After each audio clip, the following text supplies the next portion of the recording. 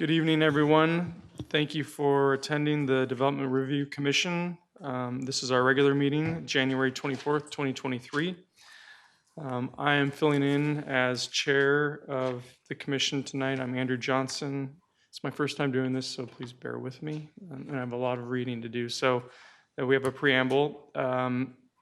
The purpose of the Development Review Commission, it was created to hold public meetings and hearings to provide analysis and recommendations to the City Council regarding general land use policies and applications where the commission has recommendatory power, and to render final decisions on specified applications where the commission has final decision-making power, including but not limited to all aspects of a proposed and future development.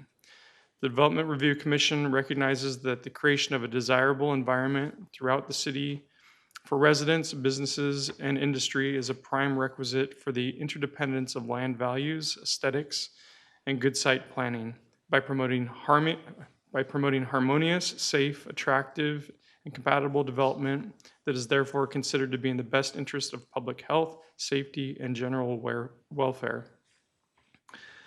An appeal of the Development Review Commission decision.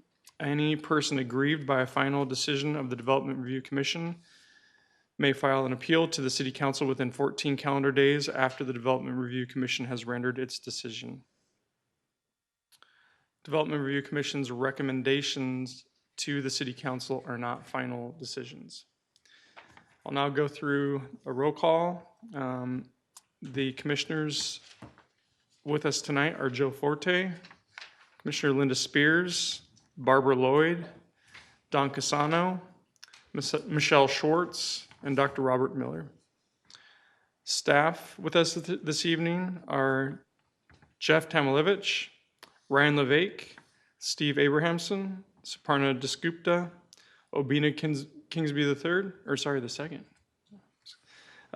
Lily Drosos, Mike Scarpita, Joanna Berry, and Jason Wolf.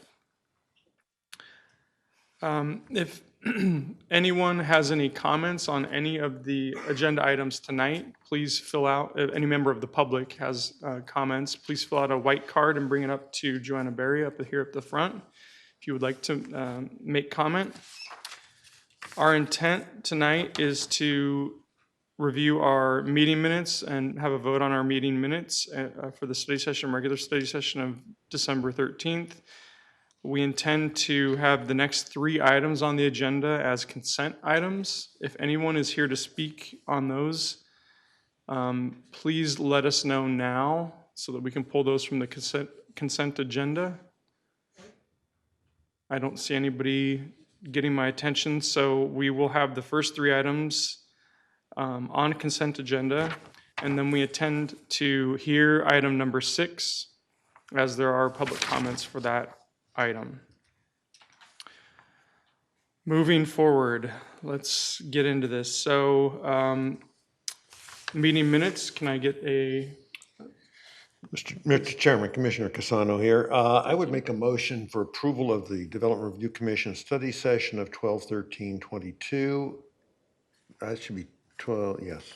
Yeah. And Development Review Commission regular meeting of 12/13/22. Thank you. Is there a second? Second. Seconded. All those in favor? We have 6 in favor and 1 abstaining because he was not here for that meeting. The motion passes. Next would be a vote on the consent agenda with items number 3, 4, and 5. Can I get a motion on that? Mr. Chairman, I'd move approval of the consent agenda items presented. Items have been moved. Is there a second? Second. Second by Commissioner Spears. All those in favor? All 7 commissioners are in favor of that motion. All right, so that takes us to item number 6, Apache Central. So thank you all for coming this evening. And this one will be who's presenting this one? Chairman, yes. Maria Loeffner from Economic Development is here, and Okay, we'll tag thank team you. on that. Welcome. Hi, thank you for being here. Gotcha. Thank you very much. Hi, everyone. Good evening. Nice to see you all again. Maria Lochner, Economic Development. I'm here actually in the stead of one of our colleagues, Josh Rutherford, who wasn't able to make it tonight. So we are here tonight to bring to you another case of request for upzoning of some city parcels. As you might recall, about a year ago, the city council approved an upzoning initiative through a resolution, and the goal of that was to help spur some redevelopment in certain areas. So far, we've used it one time, and this is our second time using it. Today, we're talking about the Apache Central location. I'd like to go to the map first so you can see what we're talking about. So these three sites here, to the left is the Lemon Lot, then we have the Dorsey Lot, which is also the Park and Ride, and then the furthest east is the Apache Central, was the former Food City location. The city owns all three of these and is looking to do an RFP in the near future. We'd like to issue something but this first quarter still, hopefully in February, with the goal of bringing in a mixed-use project with some affordable units. I'll go back to that so you can see it. So the total of those three lots is about 8 acres, a little over 8 acres. As I said, we're looking to do the affordable multifamily. We'd like to bring a grocery tenant back. As you may know, since Food City left, that area, all those neighborhoods are now a food desert. So we'd like to make it a stipulation of the RFP that a grocer comes in along the lines of what we did with the local, with the Whole Foods, of course not a Whole Foods product, but something that will be useful for the neighborhood. We had a neighborhood meeting on November 7th, and at that meeting, there was some neighborhood angst regarding the density and the height of the project. In response to that, we met with the mayor and two of the presidents of two different home neighborhood associations to talk about that and agreed that we could cap some of that development. Part of the issue that we have with this resolution to do this process is that unlike normal development that you get to look at, this one does not have a project attached to it. We don't know what the project might look like yet. And that is a little bit disconcerting for some people because they're worried about how high can it go and what the density might look like. And we really don't know what it could look like yet. I mean, it depends on a lot of different things. Our planning division has a variety of tools that they use. We know there are setbacks in play. We know we have to think about traffic and all this other stuff that all developments look at, and we just don't have that information yet. So we thought, since we cannot provide assurances through a project, we would like to provide assurances through these various caps that we have here. So for density, not to exceed 400 units on the 8 acres, for example. And we would like to have that in the record, is that is what the cap will be, regardless of the fact that we want to go to 65 dwelling units per acre. And we know that that's much more than 400, but we'd like to say we have a cap of 400 and to show that we're listening to the neighbors. And with the height, same thing, not to exceed 5 stories.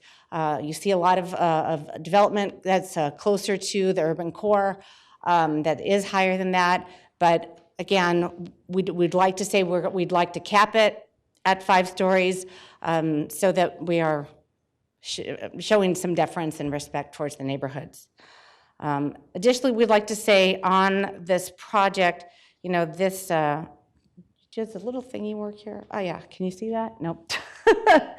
Right, where'd it go? Okay, you can't see it. As part of the Dorsey lot, we have the Envision Center. Use the mouse. Ah, that's a good idea. Thank you. The Envision Center. It's to the west, right there. That. Yes. That is also city property. We own that building, and now our human services team is leasing it, and that's where we're having the Envision Center is going to be opening up really soon. So we really see like this whole area as providing a variety of services. So bringing in, jobs in the commercial development part of this, the housing with the affordable housing, and then a marketplace, some kind of a grocery store, will really help with the overall amenities for the neighborhood. And lastly, with respect to the density and the height, we'd like to draw your attention to the Apache corridor, of course, where we have the light rail and numerous other multimodal ways of traveling. So just as a reminder of what the Apache Central site looks like today, here you have a view of the park and ride. There's the view on the left-hand side of the parking ride with the Envision Center, an aerial, and then an aerial of the Food City. These are more shots of the Food City, and another one of the Food City.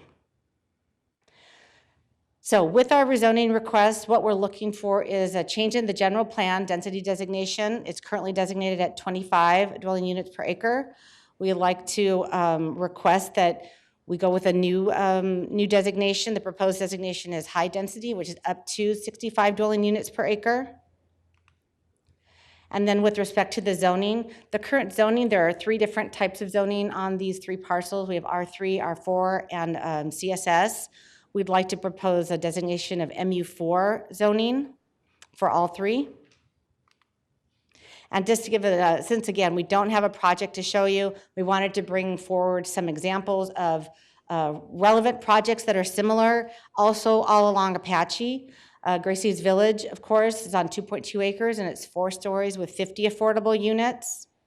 The Apollo, which is almost 5 acres of between 5 and 8 stories and 327 units. Or on Apache is almost 5 acres as well, much lower, 1 to 4 stories with 300 units.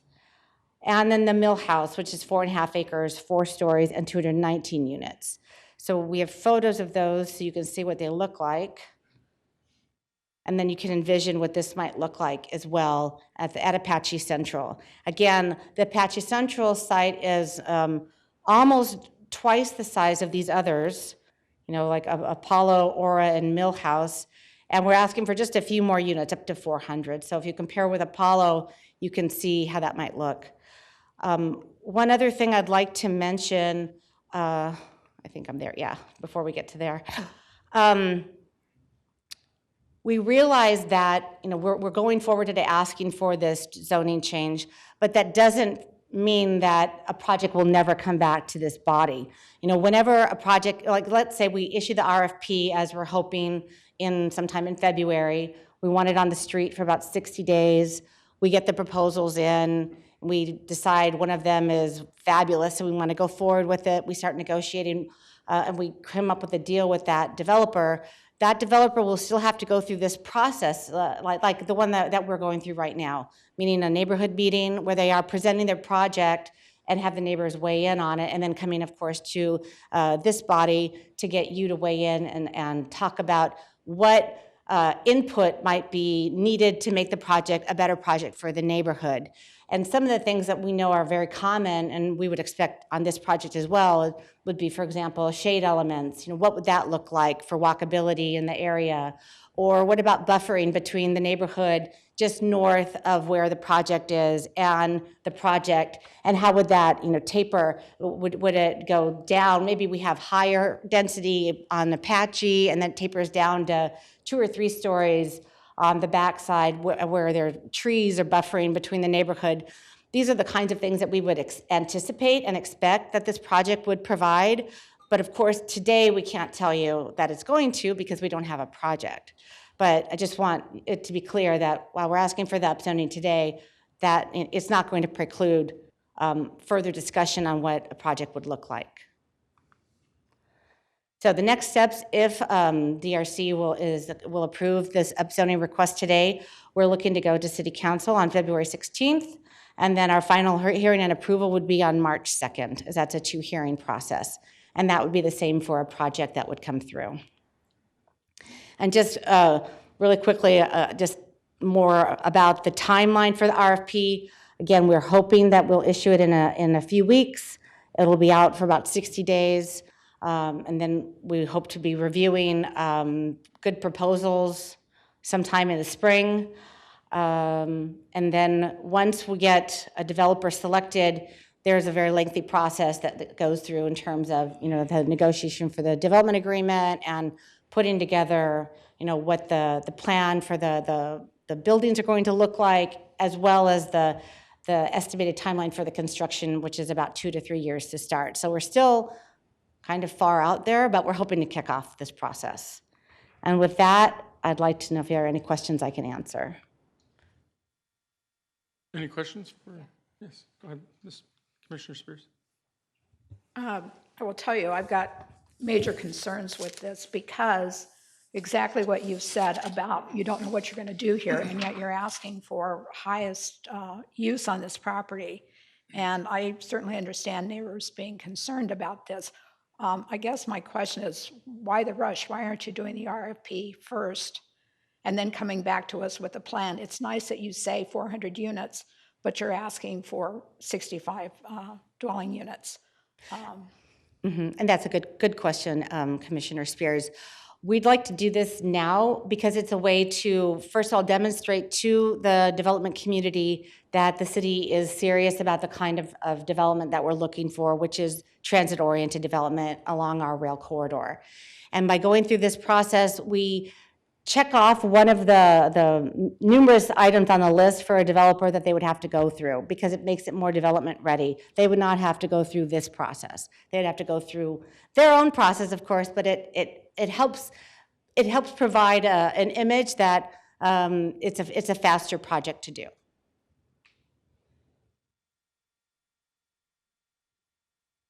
Commissioner Lloyd?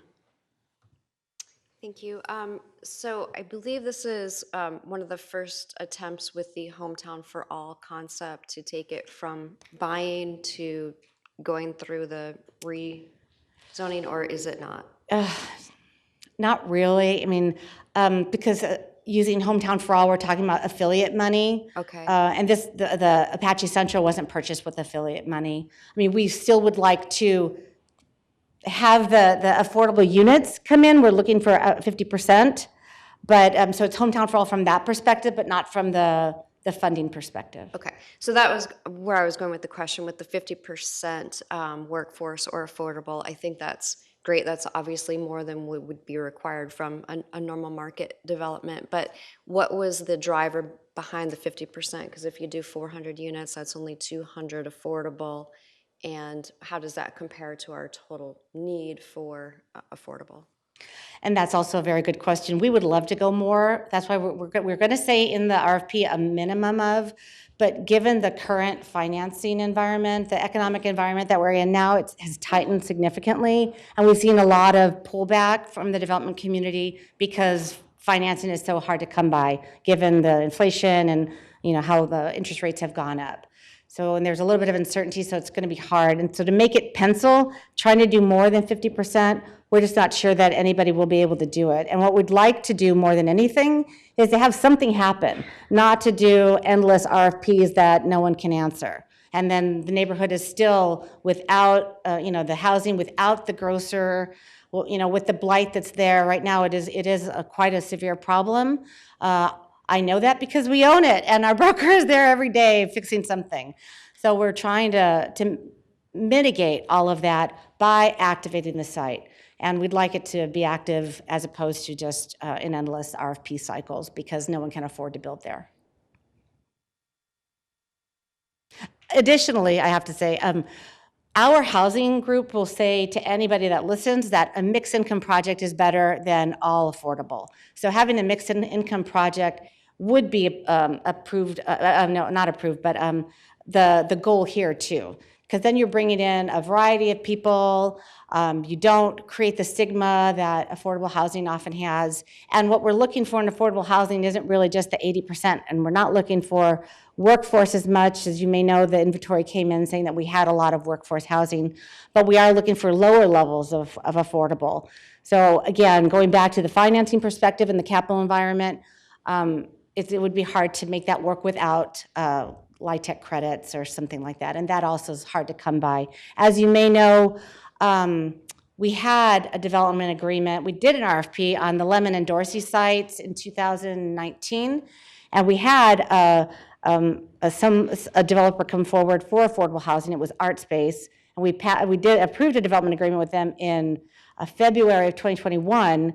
But as part of that development agreement, they only had 2 bites at the apple to get LIHTC credits from the Department of Housing, and they failed both times, so we had to terminate that. So literally, we've been working on this since 2019, and here we are, 2023. So, with the goal of trying to get something happening there, we're trying to see what can happen in this environment. Always open to more affordable housing, though. Other questions? Okay, thank you. We may call you back up after. I have Oh, sorry. Okay. And this may not be necessarily for you or just a sort of general question. If we go forward and approve this, can we in fact stipulate as to a percentage of affordable housing, for example, or stipulate a maximum density? Or are we somewhat precluded from doing that? You may not, but we can in the RFP. So we would, maybe Suparna can answer. Chairman and commission members, we cannot stipulate the affordability part of it because from a planning standpoint, that is affordable housing is not how we are reviewing it. We are reviewing it as multifamily housing. Now, if with something similar, if city council wanted to make sure with a stipulation to limit the density, that's possible to do with the city council action. If that's something economic development would want to go forward with, we can certainly talk about that and keep you updated before we go with the staff report, because that staff report is due this week, actually, for me to prepare. So we can definitely discuss that internally and keep you posted on it if that's something we can do. But we are putting it on the record here also. Yes. And it is something that was attached also as a letter of explanation from economic development staff in the report.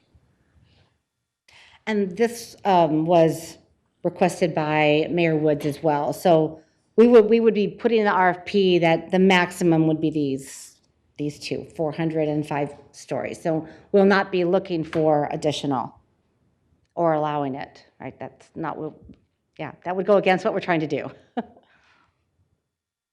I have another question, and that is that if something happens and you do not find an adequate responder for the RFP, and someone comes to the city and wants to buy the property, they're buying it with the upzoning in place. And that is the 65 dwelling units. It's not 400 units. It's not, you're going to be selling it with upzoning, correct? So, first of all, the city is not, we're prohibited from selling without doing a public process. So we could not sell to someone without doing an RFP anyway. So let's say we issue the RFP in February. In April, we get 0 proposals, and we're back at the drawing board. And then in June, someone comes forward and says, we'd like to buy that from you. We'd say, okay, we have to issue another RFP, and this is what we're looking for. And we're not going to deviate from this. This is what we would be looking for, and they would have to agree to these terms, because this is what the city council has said that they would support. So someone would not be able to buy it out from under us and do whatever they wanted. That's number one. Number two is, I believe, as part of this zoning process, again, worst case scenario, you say yes tonight, we get council approval on March 2nd. We have 2 years to get something done. And if we don't, it'll sunset, the upzoning will sunset, it'll go back to the original zoning. That's how this was created. Is that right, Suparna? That is correct. There is a condition of approval to have a PAD and a DPR application to the city within 2 years of approval of this particular GPA and the zoning case.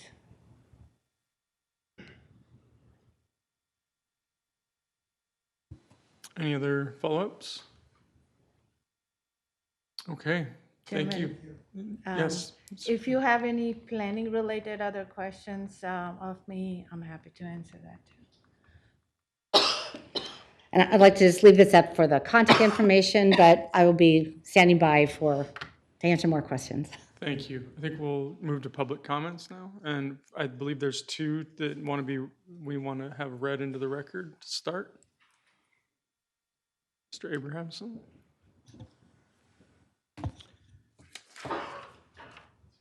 Vice Chair Johnson, members of the commission, yes, we have two comments to read into the record. I am going to begin with one from Charles Buss. He resides in the city of Tempe. He states, I feel a change in zoning to high density should be done carefully with consideration of proximity to our single-family neighborhood. Of the three parcels, this is, excuse me, of the three parcels, this is most important at the Food City site, which is directly beside Tomlinson Estates Historic District. When new structures at this location are proposed, they should be kept to a lower height with increasing height towards Apache and Dorsey. Buildings should be up against Apache Boulevard with open space and landscaping next to the neighborhood. The Dorsey/Lemon Street parcel should carry a taller, more dense building as it is surrounded by apartments and retail. I realize a certain amount of density is needed to attract a developer who will provide a ground floor grocer at the former Food City site, but height and density concerns of existing neighbors should be respected. And the second letter is from Greg Gendrusina, resides in the city of Tempe. It follows, my name is Greg Gendrusina and my property touches on the Apache Central project. I attended the November 7th, 2022 neighborhood meeting, and I reread your summary of each of the 5 attendees. Since the city has not made any changes to the very high density project, MU4, to accommodate the concerns of the 5 attendees, I have come to the conclusion that the city does not care about the concerns of the citizens that live next to Apache Central in Tomlinson Estates and the Butterfield Park Apartments.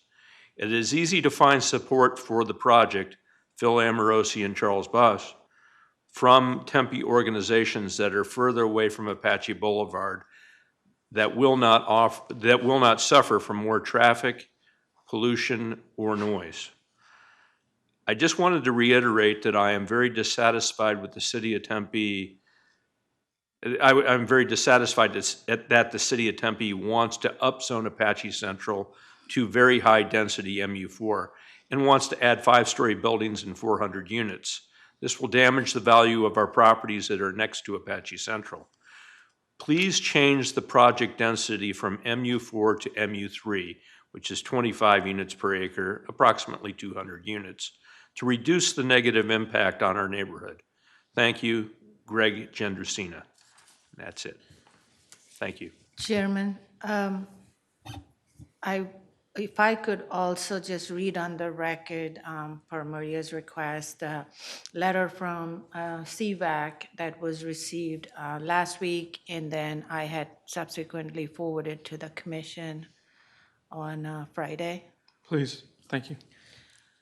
This was received on 1/20/23. Citizens for Vibrant Apache Corridor would like to support the changes to the general plan, the zoning amendment, and the PAD overlay of 3 city-owned Apache Corridor properties at 1233 East Lemon, 1306, and 1310 East Apache Boulevard in the vicinity of Apache and Dorsey.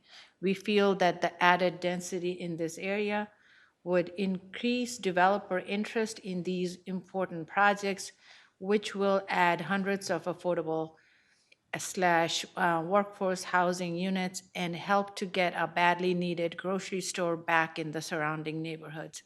The strategic location of these properties will also encourage a more pedestrian lifestyle with housing, grocery, and retail opportunities on the light rail route. For these reasons, we look forward to seeing these projects come to fruition. And it was signed by the members of CVAC, Bill Amorosi, Matthew Salinger, Charles Buss, Ronnie Sully, Jennifer Rowe, Terry Lee Ecken, Gretchen Reinhardt, and Kyle Deli. Thank you, Chairman. Thank you, Ms. Gupta.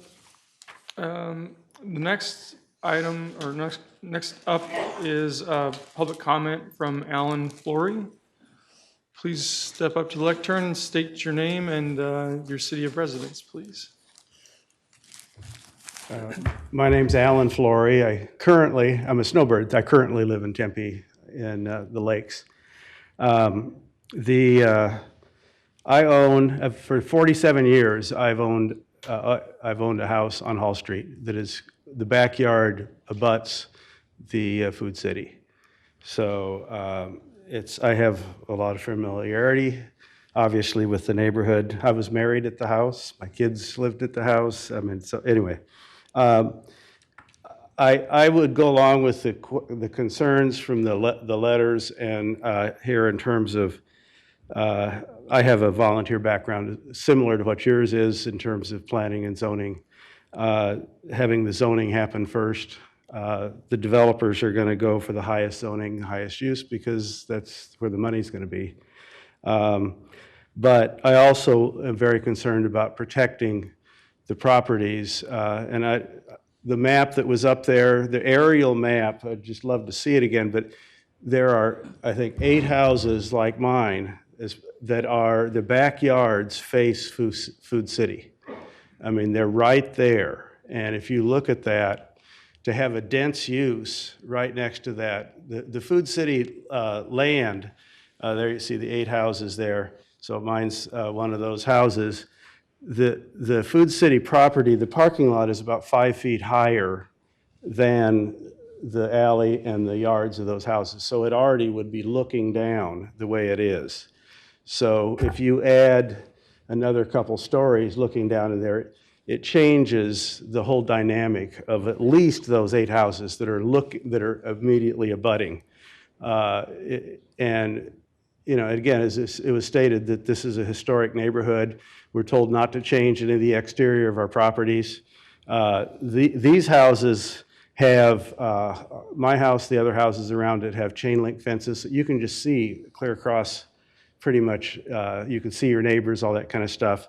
If you have a lot of density looking down there, I would assume people are going to want to have to change that and put, you know, the privacy fences, those kinds of things up. And anyway, the neighborhood's going to change if you go that dense.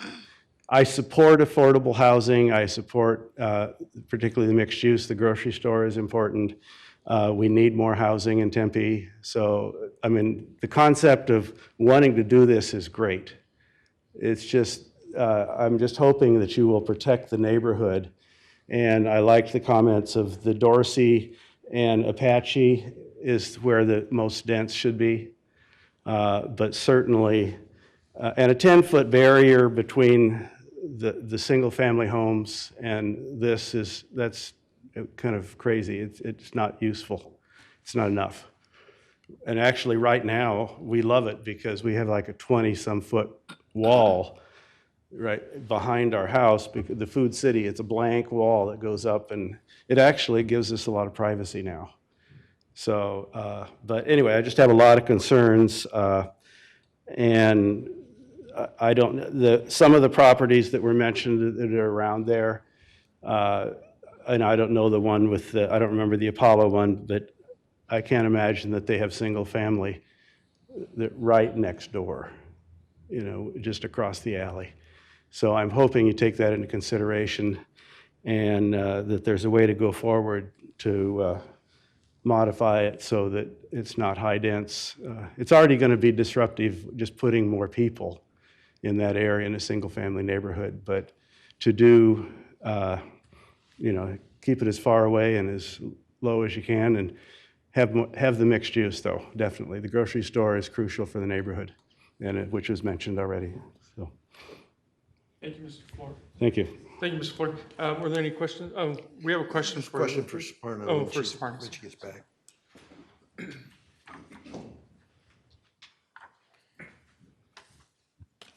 We're not dealing with a site plan or anything built on this yet, so we still have that process that we are going to go through. So hearing the comments tonight and the impact on the neighborhood, we would probably be taking into consideration the setbacks and the views and so on through that process. Am I correct? Chairman and Commissioner Casano, yes, that is correct. Just like Maria referred to, when a developer is selected, they will have to still go through the PAD and DPR process, which requires the exact same process we just went through with the neighborhood meeting and 3 public hearings, 1 for in front of commission and 2 for in front of city council. Additionally, if I may, because this is adjacent to not only single family, some of the properties, even with the lemon lot, it is also against, just abutting a historic district. There are code requirements for land use buffer when you are building multifamily or commercial adjacent to single family, and there are step back requirements also. So the goal would be for staff to make sure that the code is followed for the land use buffer adjacent to single family, and there is that step back away from the single family, and to concentrate the height towards the Apache side for primarily, and then step back from there as we approach closer to the residential, existing residential. Any other questions or comments for Soparno? Appreciate that. It's important follow-up, and I know that when we get developments in front of us that are adjacent to a single family, that's weighed very heavily. So thank you for that. Was there any follow-up? Mr. Chairman? Yes, sir. Quick question for staff, and Soparno or maybe our development person might be able to answer. We're basically looking at 3 parcels, and my understanding is that you are going to put out an RFP that asks for a development plan for all 3 of those. Yet they're not necessarily connected. You see what I'm saying? And so we're basically being asked to rezone all 3 of those parcels with the idea that somebody's going to come in and say, oh, I'm going to make this really cool development on these 3 parcels. But I'm not completely sure how they're going to pull that off. So maybe you could enlighten me a little bit. Sure, thank you, Commissioner Miller. I'd like to use the example of the art space agreement that we did, that RFP. At that time, we only had the 2 parcels, the Lemon Lot and the Dorsey, but as you said, the Dorsey Road was in between the 2 of them, so they would never be connected. So what was proposed instead were 2 different developments. And that's what we would envision going here. I mean, potentially, the Dorsey Lot and Apache Central could be one, but they would still have to work around the Envision Center that we were looking to have stay. But the Lemon Lot, I mean, that would never be one because there is no connection to it. So it would have to be something separate. So our idea is to put it out and see what creative types can come back to us with. I mean, we don't know what the solution is here, but we know that there could be something. And we know that housing makes sense here, given the other residential and the TOD, and the need for the amenities and the commercial space on the ground floor. Apache has been very good for redevelopment in that respect. So our idea is really, let's see what the market comes back with. Okay, and thank you. And as a follow-up, has there been thought given to including the Envision Center as part of this development area? So Kind of. Again, we're going to wait and see what people come back to us with. We're not including it in the RFP, the same that we didn't include it in the RFP for art space. The city has invested a lot of money in building up this Envision Center. That doesn't mean that we can't do something with it if someone were to come forward and say, look, this is a better project. We might entertain that, but right now it is not included. Commissioner Lloyd? Thank you, Chair. So along the lines of these separate parcels, what kind of thought was given to, we talk about putting more of the density out towards Apache, that if we are increasing the density on these sites, that perhaps Lemon Lot doesn't have the same density that the Dorsey and Food City lot have? That's one question. And then secondly, you talked about the current condition of the property and that it probably wouldn't get redeveloped for another 3 years probably. And the conditions that you deal with daily, and the fact that this neighborhood and area does not currently have a grocer. I don't know what kind of condition the Food City is in, but is there any way for an interim use until it gets redeveloped to meet that need? And then how in the RFP will you dictate the minimum standard of a grocer to make sure it is filling the void? All right, see if I can remember all Sorry. those questions. That's okay. The first one is with respect to the Lemon Lot. The Lemon Lot is actually perhaps best situated for higher density, given the fact that it's not near single family. It's adjacent is retail or other commercial uses and other multifamily. So potentially that is the best place for higher density. What was the other question about using the Apache Central for Food City? So that building is in significant disrepair. That's one thing. So we had looked at, we were trying to attract another grocer to go in there, and we were not successful getting any offers. Even though, the city owned it, we could have been very aggressive on rent reductions for them. It's a very complex site because there's no left turn in. The access is really poor. So getting a well-known grocer like a Fry's or something, a Sprouts, would be difficult because they would seek those things. Additionally, as I said, it's in significant disrepair. It would cost hundreds of thousands of dollars for us to bring it up to where it needs to be, to bring in a new tenant. Roof repair, air conditioning units, like everything needs to be done. So we would be looking at demolishing it as soon as possible, given those facts. And the fact that the blight there is so bad, the vandalism is really bad. We're spending a significant amount of time and money trying to maintain it. Our goal is to work with the current tenants there. There are 3 left, and relocate them across the street into the site that the city just purchased at 1511 to 1537 East Apache, and then demolish this building as soon as possible. And then your minimum requirement or standard in the RFP for a grocer to go on this site? Oh, yes. So we were able to do that with the local and the Whole Foods. So we would just add it in as something that would be required. Another example of that type of requirement in the Lincoln South Bank, which I believe has already been through this process, right? And we did a development agreement with them as well. It's a multifamily on Rio Salado, near just east of Rural Road.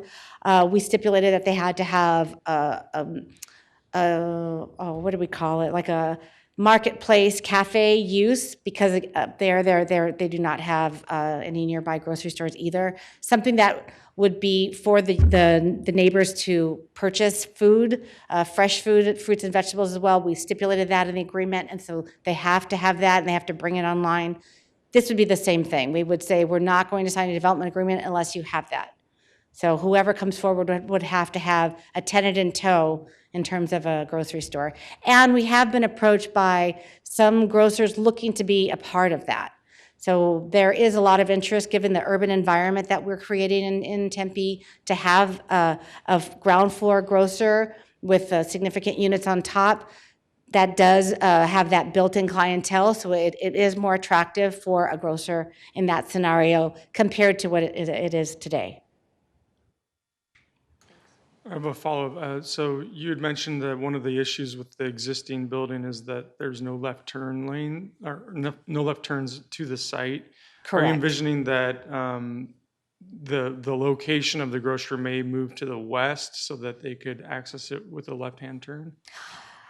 I don't want to speculate as to what might be happening. I mean, right now, the case is there's no left turn on Dorsey, and I don't know, maybe that can change. I don't know. But the thing with the grocer is you have a built-in clientele when you have that many units. So we're anticipating that to be mitigated by the number of units and people living there, Gotcha. Okay. in addition to the neighborhood, of course. Right. And people on the light rail. Yes. Any other questions or comments for staff? Okay, well, that will close out. Wait, I'm sorry. Oh. I keep having questions. I looked too quick. This, as I think Commissioner Spears pointed out earlier, this is essentially doing an upzoning without a project. And pardon me for not knowing the answer, but how many times has this been done before? This is the second time.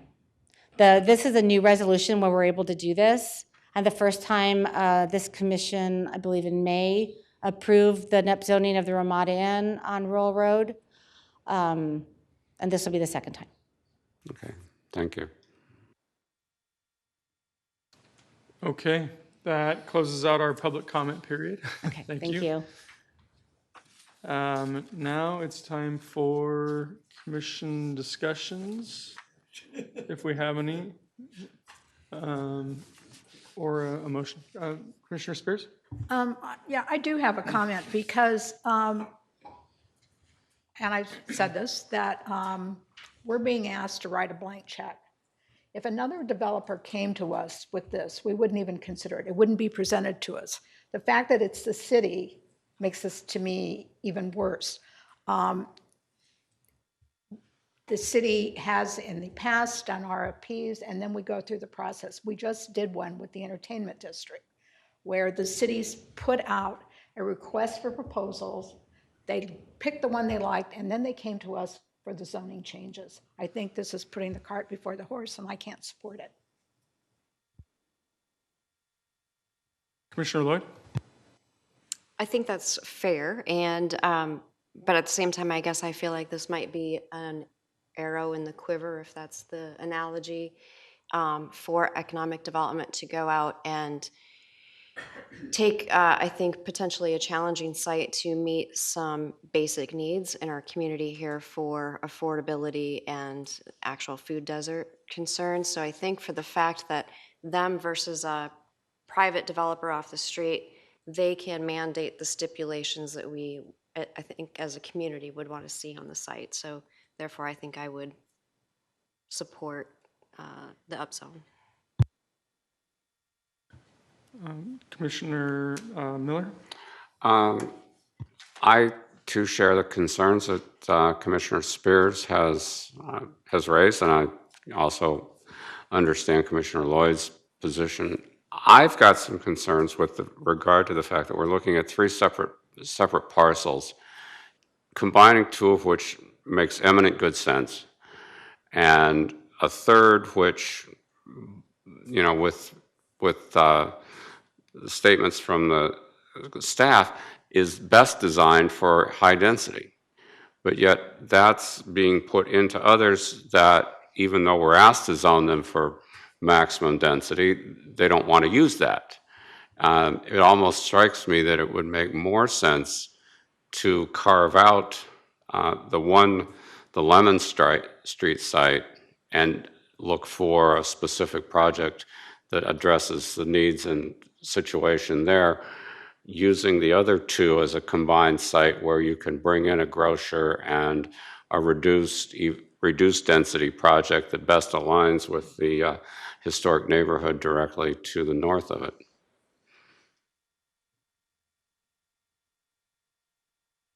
Thank you. Other comments? I have a couple comments. I appreciate the debate and the differing opinions. I think we have a good diverse commission. I'm following along the lines of I'm curious to see what comes forward with the RFP. That will provide us the opportunity for to make to recommend changes, to have that conversation with the developers, potential developers. I think including the 3 parcels that are shown opens up a little bit more flexibility for somebody to come in and come up with some curious or creative opportunities, creative solutions for these parcels. It is a food desert. I think that the addition of having the grocery store component is a really very important piece of this for the area. So I will be in support of this project. Any other commissioners, comments or motion?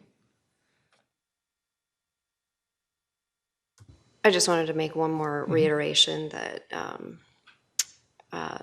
Mr. Cassano raised earlier, is that we're going to have another opportunity to, scrutinize whatever comes forward in terms of a development or site design and density. So, therefore, I think we're going to have mechanisms to protect the neighborhood and make sure there's integrity with whatever comes forward.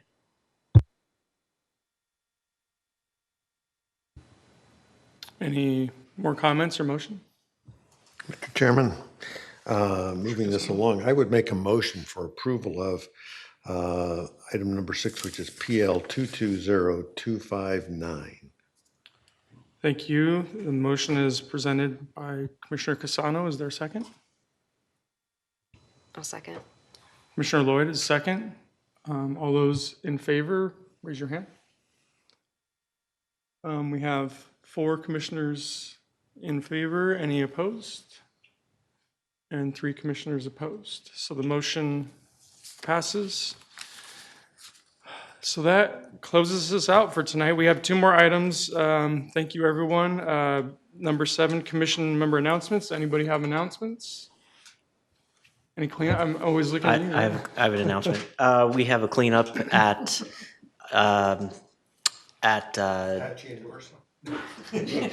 no, at Tempe Town Lake this weekend on Saturday. okay. So keeptempebeautiful.org/event. Were you That'll out? get you Were there. you down there over the weekend? I saw a lot of cleanup going on down below the. We lake. were at Indian Bend Wash over Oh, the weekend. okay. 350 pounds of trash. Wow, that's awesome. Thank you. Any city staff announcements? Chairman and Soprano? Commission, I will quickly go over the next agenda for everybody. Okay. So for February 14th, which the agenda was just decided today, so we will be sending out the agenda by tomorrow. For the study session for February 14th is the next meeting. Happy Valentine's Day. We do have a study session item for a project called Minima. It's a mixed-use multifamily development, and staff as well as developer will be seeking some input from commission on the design and the proposal.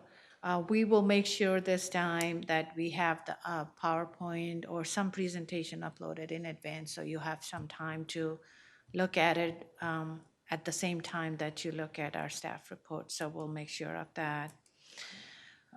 For the regular agenda, it's hopefully gonna be really short, but there's currently only 2 projects on that agenda. One is for a request for a use permit to allow tobacco retailer at 925 West Baseline Road. And then we have a request for a general plan land use amendment, general plan density amendment, as well as a PAD only, without the DPR, for approximately 104 units of mixed-use development with ground floor commercial along East Apache Boulevard for La Victoria Commons at 2320 East Apache Boulevard. So this is something that you will see as a unique one. Also, another affordable housing development where the property facing residential and along MacArthur is being proposed for single-family townhome-like development, and as it progresses towards the Apache Boulevard area, will be high-density multifamily with some commercial, ground floor commercial. So that project, they are on a tight deadline, because of which we are going through just the up to the PAD process. And the DPR will come to you at a later stage, just because this application will be going after the LIHTC application for affordable housing. And that is typically due on April 1, so that's why we are on a schedule to get this on the agenda. So that's all we have, Chairman. Great, thank you, Ms. Dasgupta. That adjourns us for this evening. Thanks, everyone, for coming. Thank you. Way to go.